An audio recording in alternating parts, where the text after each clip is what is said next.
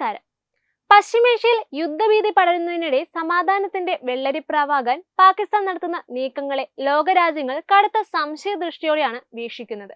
ഇറാനും അമേരിക്കയും തമ്മിലുള്ള ശത്രുത അവസാനിപ്പിക്കുവാൻ മധ്യസ്ഥനാകാൻ പാകിസ്ഥാൻ മുൻകൈയെടുത്തെങ്കിലും ഇസ്ലാമാബാദിന്റെ വിശ്വാസ്യതയിൽ ഇരു രാജ്യങ്ങളും കടുത്ത സംശയം പ്രകടിപ്പിച്ചിട്ടുണ്ട്. ഇതോടെ പാകിസ്ഥാന്റെ നയതന്ത്ര നീക്കങ്ങൾ പാതി വഴിയിൽ തടസ്സപ്പെട്ടിരിക്കുകയാണ്.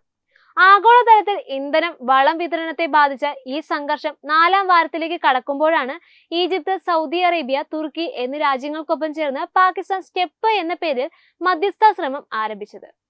എന്നാൽ സ്വന്തം രാജ്യത്തെ തകർത്ത സാമ്പത്തിക പ്രതിസന്ധിയിൽ നിന്നും രൂക്ഷമായ ആഭ്യന്തര പ്രശ്നത്തിൽ നിന്നും ലോക ശ്രദ്ധ തിരിക്കാനുള്ള പാകിസ്ഥാന്റെ വെറും ഒരു PR സ്റ്റണ്ട് മാത്രമാണ് ഇതെന്ന വിമർശനം ഇതിനോടകം തന്നെ ആഗോളതലത്തിൽ ഉയർന്നു കഴിഞ്ഞു.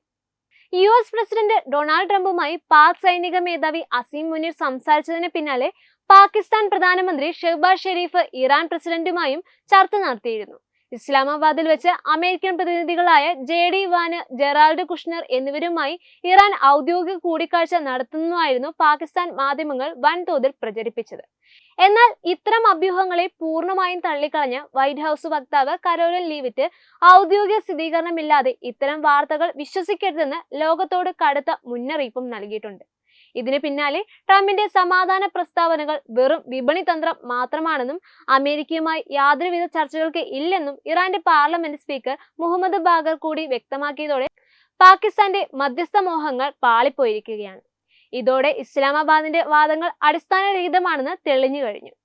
ചരിത്രപരമായി തന്നെ ഭീകരവാദത്തിന്റെ പ്രഭവ കേന്ദ്രമെന്ന ചീത്തപ്പേരുള്ള പാകിസ്ഥാന് ഇറാനെ പോലൊരു രാജ്യത്തെയും ലോകശക്തിയായ അമേരിക്കയും ഒരു മേശയ്ക്ക് ചുറ്റും ഇരുത്താനുള്ള കരുത്തില്ലെന്നാണ് നയതന്ത്ര വിദഗ്ധർ ചൂണ്ടിക്കാണിക്കുന്നത്.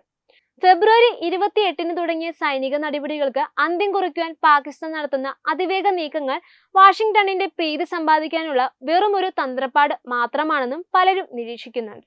ആഗോളതലത്തിൽ തന്റെ പ്രതിച്ഛായ മെച്ചപ്പെടുത്തുവാനുള്ള പാകിസ്ഥാന്റെ ശ്രമങ്ങൾ പരാജയപ്പെടുന്ന കാഴ്ചയാണ് ഇവിടെ കാണാൻ കഴിയുന്നത്. ഇറാന്റെ റെവല്യൂഷണറി ഗാർഡിന്റെ പിന്തുണയില്ലാതെ ഇത്തരം ചർച്ചകൾ വിജയിക്കില്ലെന്നിരിക്കെ പാകിസ്ഥാന്റെ ഈ സിനിമാറ്റിക് നീക്കങ്ങൾ നയതന്ത്ര ലോകത്തിന് പരിഹാസ്യമാവുകയാണ്. യാഥാർത്ഥ്യബോധമില്ലാത്ത ഇത്തരം നീക്കങ്ങൾ വഴി തങ്ങൾ ഒരു വലിയ ശക്തിയാണെന്ന് വരുത്തി തീർക്കാനാണ് പാകിസ്ഥാൻ ശ്രമിക്കുന്നത്.